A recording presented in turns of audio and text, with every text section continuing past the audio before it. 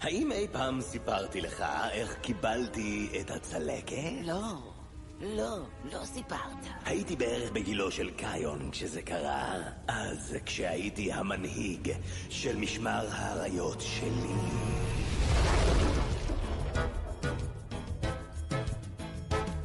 הנועז ביותר אז הייתי, וסיירתי רק לבדי.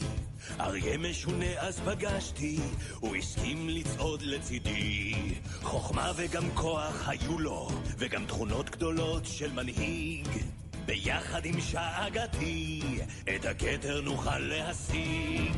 את הרעיון אהבתי, כי החזק ביותר הוא אני. בסופו של דבר הוא מתי, ונחש אז הקיש את עיני. צולקתי בעבר, כשהובלתי את המשמר. ואז הוא הבטיח ריפוי, כל עוד אציית רק להם.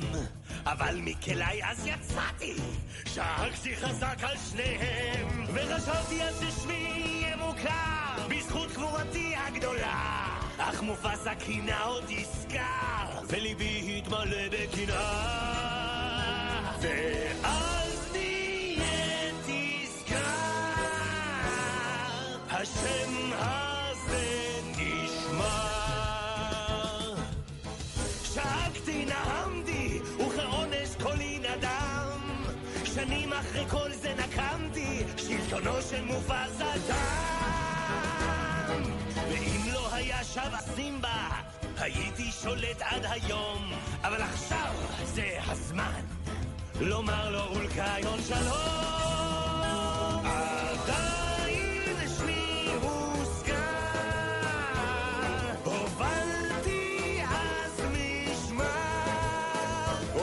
עדיין שמי הוזכר,